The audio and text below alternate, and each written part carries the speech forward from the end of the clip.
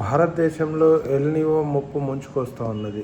ఇప్పటికే మానవ మనుగడపై తీవ్ర ప్రభావం ఉన్నట్లు శాస్త్రవేత్తలు చెబుతున్నారు. ఒకసారి మనం ఏం జరగబోతుందో పరిశీలించినట్లయితే భారతదేశంలో ఈ యొక్క ఎల్‌నినో ముప్పు ముంచుకొస్తున్నదని మునుపటి సంవత్సరాల కంటే తీవ్రంగా భారతీయుల జీవితాలను ప్రభావితం చేయనున్నదని చెప్తున్నారు.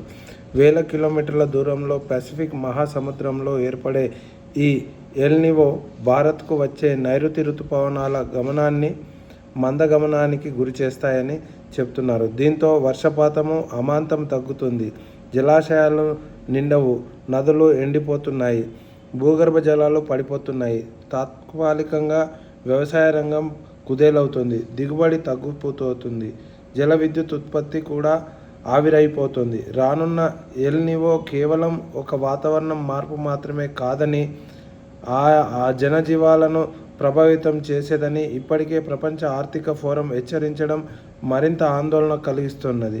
వర్షపాతం తగ్గితే రైతులు నీటి ఆధారంగా సాగు చేసే పంటలను పక్కన పెట్టి పరిస్థితి వస్తోంది. ఫలితంగా ఆహార భద్రతకు ముప్పు వాటిల్లుతోంది. ఫలితంగా నిత్యావసర సరుకులు పెరుగుతాయి, నగరాల్లో నీటి ఎద్దడి నెలకొంటుంది, ఉష్ణోగ్రతలు పెరిగి ఫ్యాన్లు, ఏసీలు, రిఫ్రిజిరేటర్ల వాడకం ఎక్కువవుతుంది. ఫలితంగా విద్యుత్ గ్రిడ్లపై తీవ్ర ప్రభావాన్ని చూపుతుంది.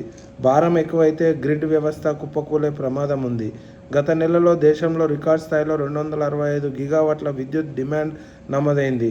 ఎల్‌నినో ప్రభావంతో రానున్న 2 నెలల్లో విద్యుత్ వినియోగం మరింత పెరగనుంది అని రాజకీయ నిపుణులు చెబుతున్నారు. ఏది ఏమైనప్పటికీ కూడా ఈ ఎల్‌నినో ప్రభావం తీవ్రంగా పడే అవకాశం ఉన్నందున ఇప్పటి నుండే ప్రజలు జాగ్రత్తగా ఉండాల్సిన అవసరం ఉందని చెప్పేసి శాస్త్రవేత్తలు సూచిస్తున్నారు. నిజామాబాద్ నుండి శ్రీనివాస్.